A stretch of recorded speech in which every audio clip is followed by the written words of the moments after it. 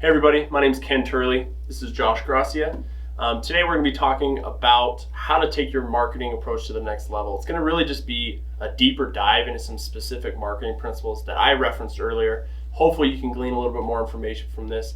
Again, my name is Ken Turley. I'm the Chief Marketing Officer here at Easy Storage Solutions, and also I'm also over the SEO and digital marketing services that a lot of you use.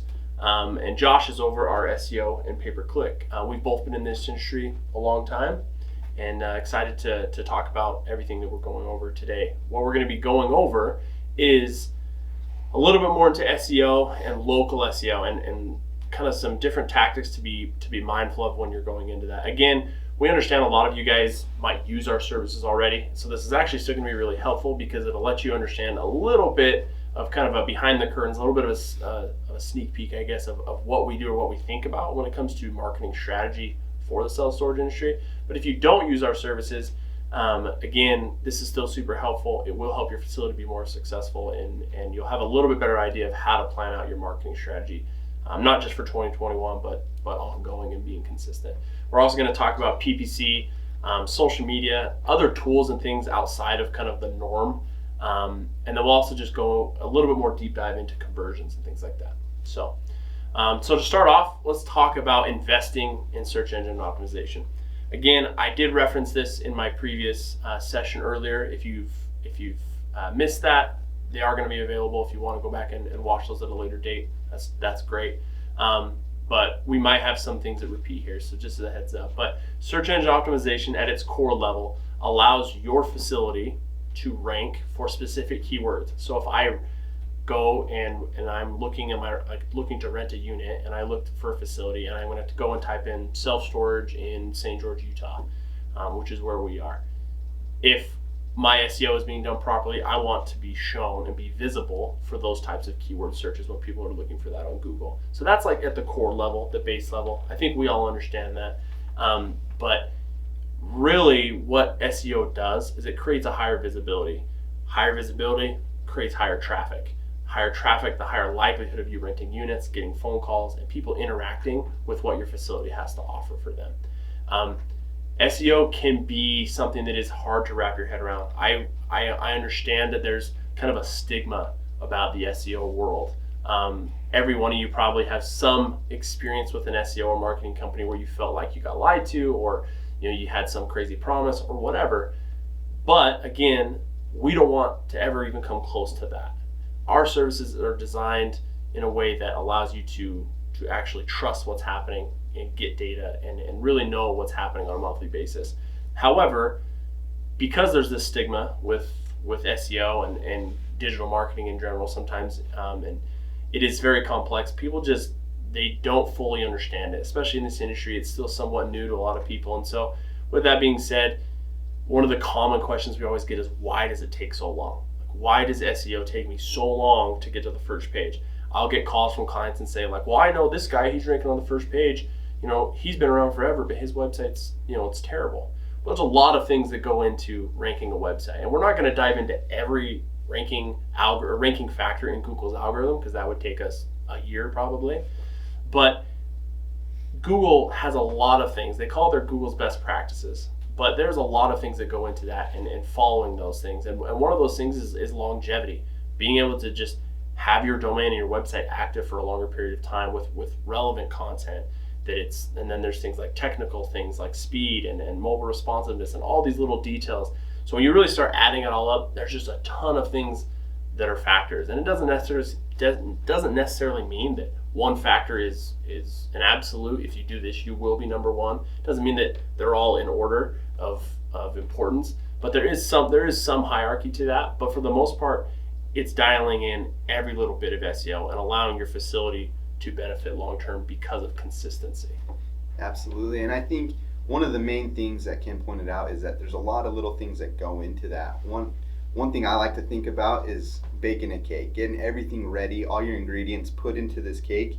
And once you do that, now you have to just wait for that cake to rise and really build that trust with search engines like Google. So that's our main focus when we do our SEO with facilities. We make sure that we're building that trust with Google so you can see those results.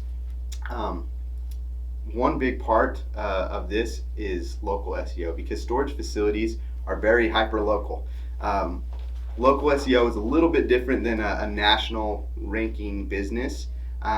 There's a lot more that goes into it and a lot of tools at your disposal to actually take advantage of. Some free online tools that people don't always take advantage. One of the main ones is Google My Business. Google My Business is a free online tool that gets you ranked on the map listing. There's a lot of things that go into ranking that listing, which include proximity, prominence, and relevance. And I'll talk a little bit about all three of those.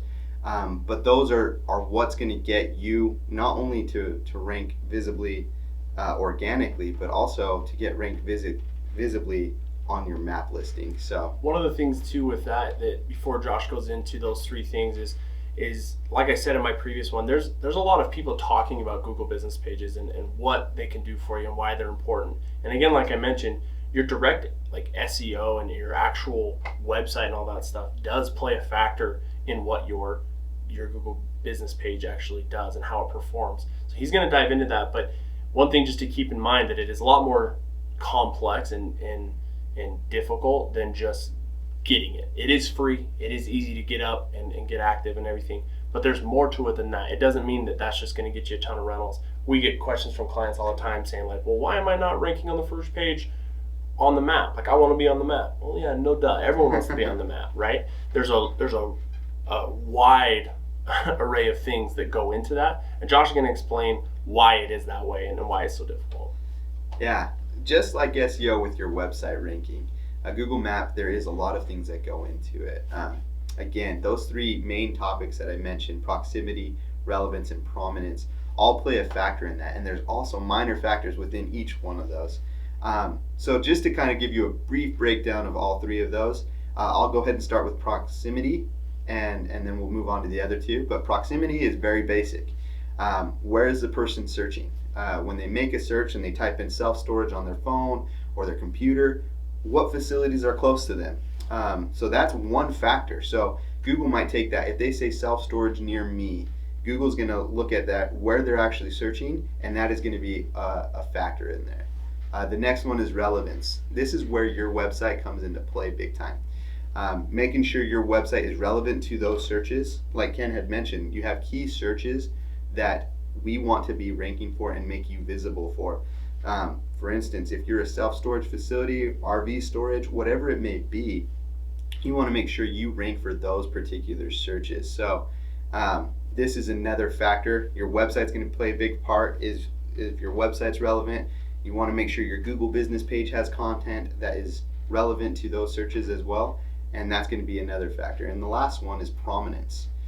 When people make searches, they're not always searching right where they're at. So for instance, in the self-storage industry, we get a lot of movers, people coming in from out of city, out of state, whatever it may be.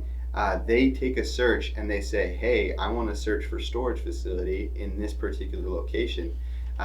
Your prominence in that location is going to play a factor as well. So not just where they're searching from, but also what they're searching for is going to be kind of that last step.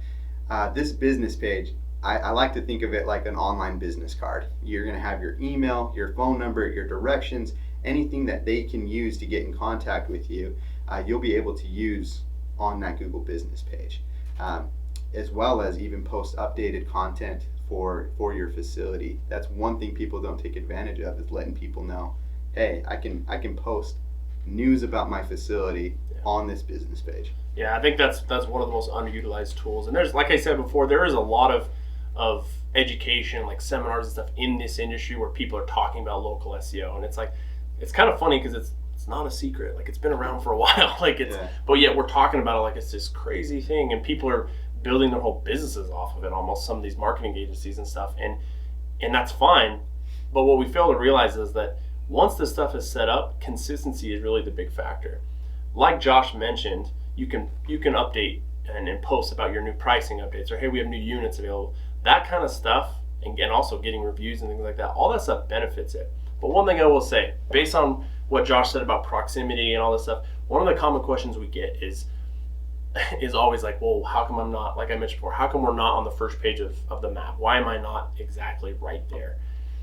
And I even hear people even take it a step farther and be like, I am outside my storage facility right now and I'm searching on my phone and I'm not pulling up on the maps.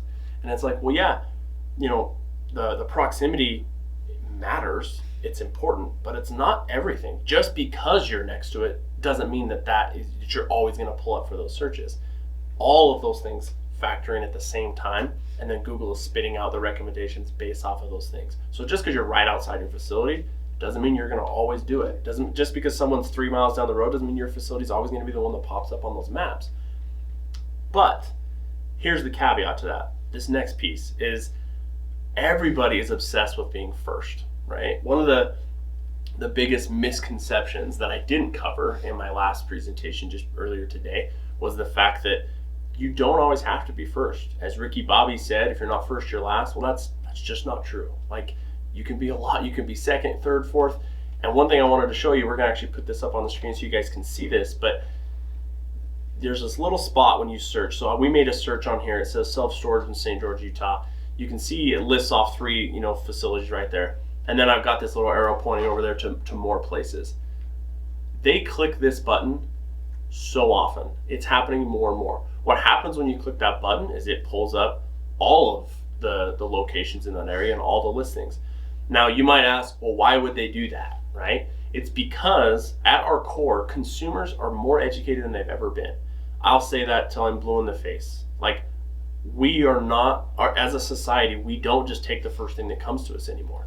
Back in the day, in phone book days, it was like everyone was battling to be, how creative can I be? A storage. And like that was like this whole thing, be first, be first, be first.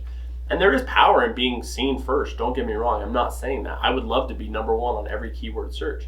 Problem is that's just not a reality. Google does that on purpose. Google wants a competition out there. They want people to make an effort for their users to have a better experience. So they're not just going to always rank the same guy first. And it's the same thing with national searches as well. But with local, people are educated. They're going to want to look through the reviews. They're going to go to people's websites. They're going to want to check things out. Like I mentioned before as well, it doesn't happen very often where people just load up all their stuff into their storage facility, into their moving truck or their truck or whatever, and they go driving just to find a storage facility that's close to them. That just doesn't happen. People look ahead of time. They plan. They look and they want to make sure that there's the features they want, or there's good reviews that they feel like they trust it. So don't be obsessed with always being first on every single keyword, and especially with the maps, because the map listings change all the time depending on all the different searches you can have. So keep that in mind. You don't have to be first. There's a lot more to that.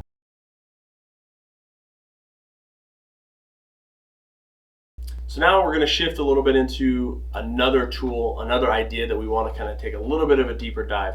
We're going to talk about pay-per-click ads. Again, I briefly mentioned kind of generally what it is, but in a nutshell, you're setting up a budget and setting up some campaigns to target specific keywords, to target specific users that are making those searches, so that they're actually, when people are searching for these keywords, you have a chance of your ad popping up. When they click on it, you're going to get charged a certain amount depending on the competition and a few other factors. So again, that's the general overview. There is a lot more to go into that. One thing I will say before I hand this over to Josh is that you can screw this up really easily. And I don't want to put like crazy pressure on you and everything, but like, people take this lightly, that PPC can be very effective, but it can also be not nearly as effective as the dollar amount you're spending. There's plenty of examples that we could give you guys where a client comes in and he's spending tons of money on pay-per-click ads. We come in and we cut the thing in half, if not more, and actually get him more clicks. So be careful with it. Don't just spend money to get clicks because it's getting you a couple rentals. You want to really factor in, what's my cost per conversion, what's actually happening. We're going to touch a little bit more on tracking and analytics and conversions and stuff farther, but Josh might touch on it a little bit as well. But just know we will come back to that and why conversions and tracking and stuff is so important. But Josh is a perfect person to talk about this topic because this is what he does every day. He's a specialist with Google Ads and he works on this. So go for it. Yeah, thanks, Ken. Well, just to kind of go off of what Ken was just saying is Google Ads, you can spend a lot of time and effort and not yield results if you're setting it up the wrong way. So this is a very important tool. to make sure that you take the time to not only educate yourself on how to build it, to run it efficiently, but also take the time to look at that data so you can optimize it as you continue. One thing I've noticed, and to kind of go off of what Ken said, is we have clients that come in. A lot of the times they say, hey, I set up a Google ad, but I haven't looked at it for a few months. They're getting clicks, and they don't even know what those clicks are coming from. One of the biggest ones I've seen is plastic storage bins, because Google thinks it's relevant, and because they're not paying attention to it, they're getting clicks on plastic storage bins, but that's not even close to what they offer at their facility. Just wasted money. Exactly. So it's just something that you got to take time to, or hire a professional to really set it up correctly, and take the time to get those results, because it can be efficient, especially in the beginning while you're waiting for your SEO results to come up. It can be a very effective tool for you to use in the short term, or even the long term. So with that being said, pay-per-click is one facet of a marketing strategy, but the reality is you actually are paying for somebody to click onto your website. Where SEO, you're paying for your website to be actually built up the correct way, and be found. When somebody clicks, when they find you through SEO, you're not getting charged. With Google Ads, you're paying for your positioning to be at the top of the page on particular searches. That's why it can be so effective, is you can say, hey, I want to show up for this particular search. You'll be at the very top of the page, so you'll have prominence and relevance right there, for people to actually look and click on you. What's one thing that you, like when people ask, because I know we get this question, and this isn't really necessarily exactly part of the presentation, but it might be helpful. What is something that we can do and to help someone, like when they're coming in and they just don't really know what's working or what's not? Like, what do you suggest with pay-per-click ads and the website when they're just not sure what works? Like, does this campaign work? Does this work? Like, what would you recommend in that? I would recommend looking at the data. Obviously, when you set up your campaign, you're going to set it up for success, but there's also times where you're going to have to change it as you get that data in. So if you're getting cost per click that's pretty high, and you see that it's high, you're going to want to make sure that your cost per click comes lower, and you're going to have to work at getting that lower. So there's a lot of different data you can look at to see a successful campaign and what to look for. But the main thing is really setting up goal completions into your own campaign to see, okay, what is a successful campaign for me? Whether it's getting people to your rent page, getting people to call you, getting people to rent a unit, you want to make sure you can actually kind of gather that data and see what's going on, and you can understand, hey, is that successful to me? If it's worth it to you, then yes, you keep putting that time for it. That makes sense. I think and we've seen it a lot with our clients, and I asked him that question to him too, because I know that's a lot of what people's concerns are with PPC, with Google Ads specifically. Is they're just like, I know I can set these up, I just don't really know where to go with it and how to do it. And Josh is right on. Like, we want to make sure that in any type of marketing strategy you're doing, you're going to want to make sure that you have concrete information to then go in and make adjustments. So if I come in and I see, hey, we don't have, we're getting all this traffic, but we don't have a lot of rentals. Like, we're just not getting rentals, but we're getting all this traffic. Well, then there might be a problem. We might need to go in, well, what are you actually ranking for? Where's the traffic actually coming from? And with PPC ads, it's pretty much the same thing. One thing you can also do on top of that to add to it is testing. One thing we do a lot with our clients is, now granted, we do know this industry pretty well. We've been doing PPC ads for our clients for a long time. So whether you use us or not, and you're doing it yourself, testing is a good idea sometimes to understand how different campaigns work and stuff. And that's where him and his team come in really handy, because one, we have the data, we have the conversions, we have all that tracking information, but then we also make sure that we know what adjustments to make and what to test out. For sure. And just to kind of add on to that is those adjustments that you make, like you're testing how we set it up, we actually do test within our own individual ads. We say, hey, this ad is performing well, let's keep it going, but this one's not performing very well. Let's switch it up, see how we can get it to perform better. And as you keep doing that, you're always improving your ad sets, your ad campaigns, and really improving your your bottom line, your cost per conversion. So that is our main goal, and that is how we kind of measure success here, is to make sure that we can see all that data. But obviously, like pay-per-click is another tool that you can use. There's a lot of different tools that you can utilize in your marketing efforts, not just SEO or pay-per-click. That's something that we do, that is part of our strategy, but we want to take a little bit of time and talk about some other tools that you can actually have, one being social media. Yeah, so with social media, it is like another one of those taboo topics in the industry. People either love it or hate it. People get one rental and they think it's the coolest thing in the world, but in reality, compared to how many other units they have to fill up and where they're coming from, it probably doesn't make sense. But again, social media, specifically Facebook in the industry, is still effective. You should still be doing it. I want to make that clear. I don't want to say that you shouldn't do social media, but I think you need to be calculated in how much time and effort you're putting into it. And again, just to stop here for a second before we dive into this, if you guys do have questions, please interact with the forum and stuff on the side.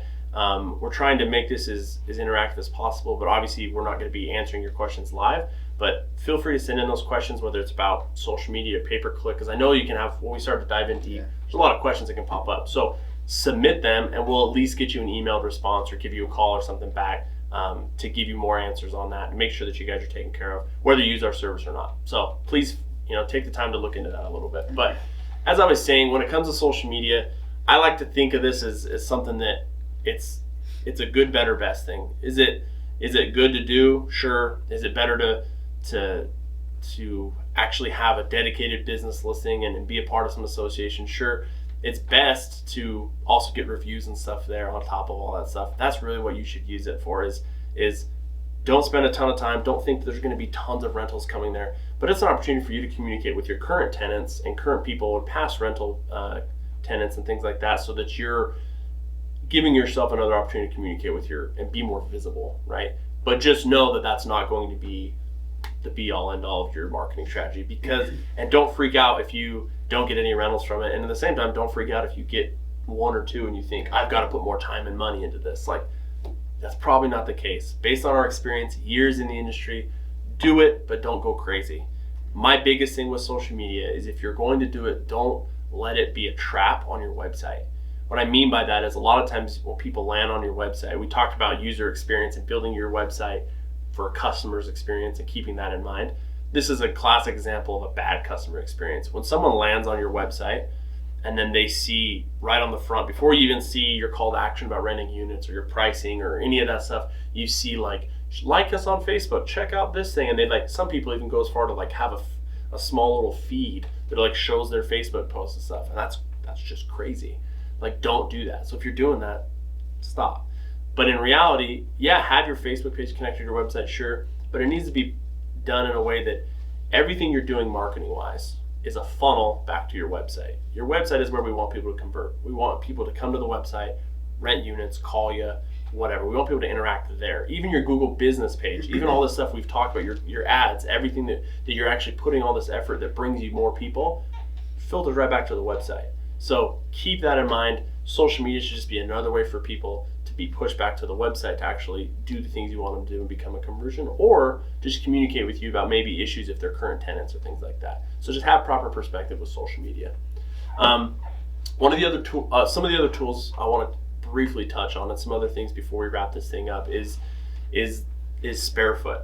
SpareFoot is the one thing that people either love or they hate.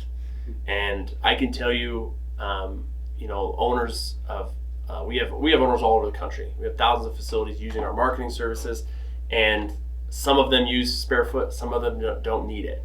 A lot of the new facilities, they use it and it works great for them. Yeah, they have to pay for those. So I just want you to know that with SpareFoot, you have to have just proper expectations of what you're doing. If you're trying to get rentals, then and you want them quick because you're really struggling, it's probably a good avenue to go down. But at the same time, as you start to go down that and as you start to get rentals, review it, look at it.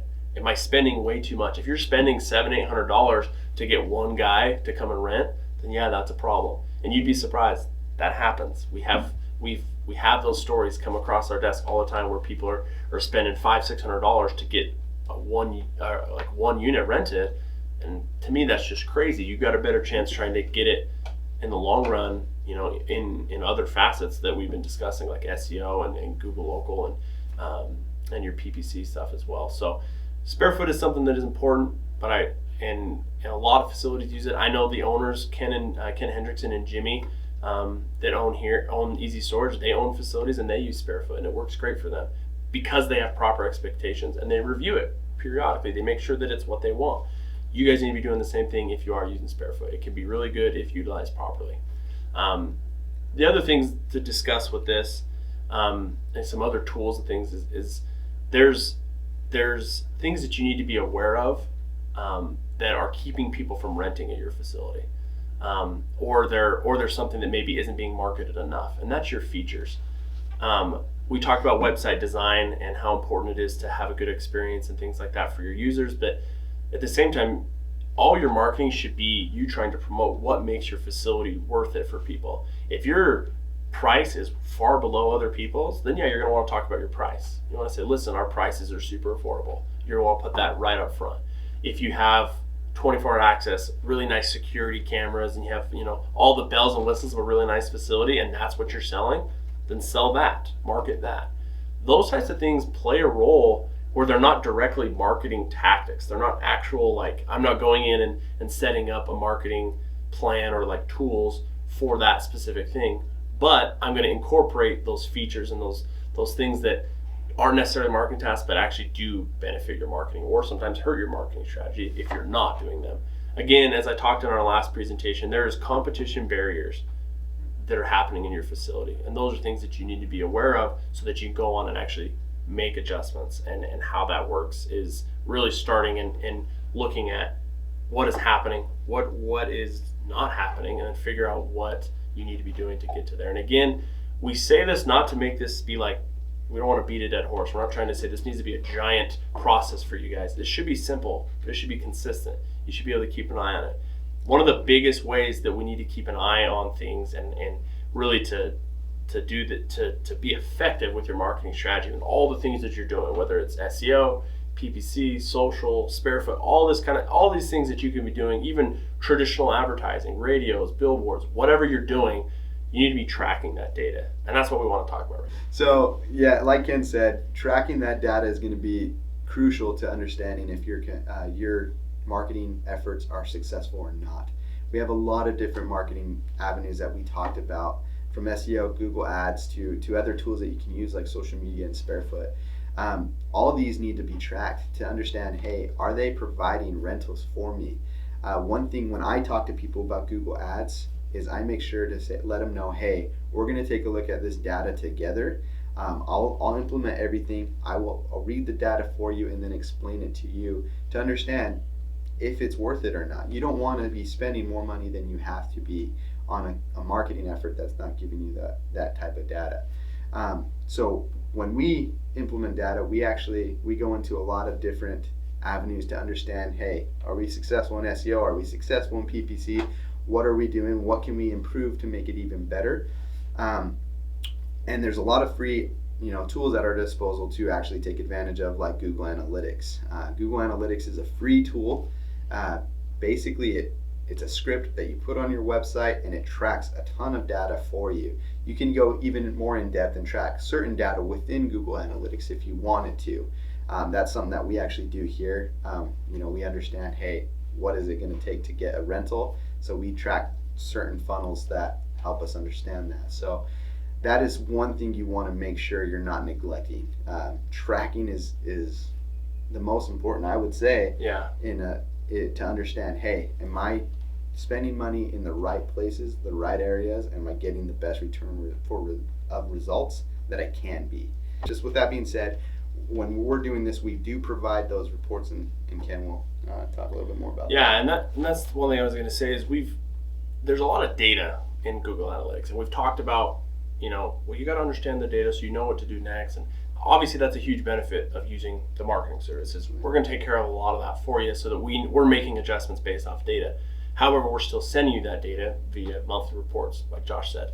One of the things, though, that I will say, with all the stuff that's in analytics, in Google Analytics, and what you can see, the things you should pay attention to, number one, is just your organic traffic.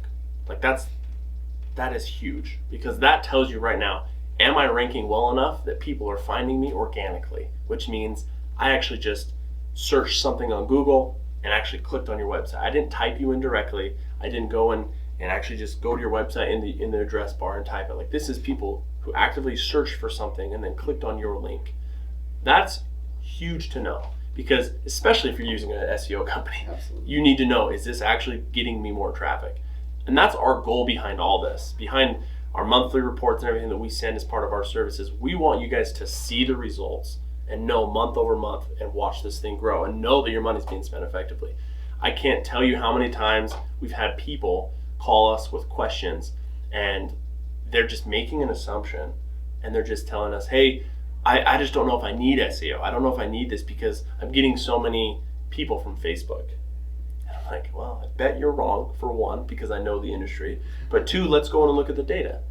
And I'm like, have you been pulling up the monthly reports? And they're just like, well, no. I was like, well, how do you know that you've been getting all these people from Facebook? Well, I ask every single person. I'm like, okay, maybe you do that. But let's go and actually look. And we go in and we look at the data, and there's like 3 people that have went to their website from Facebook, and there's 300 a month coming into organic.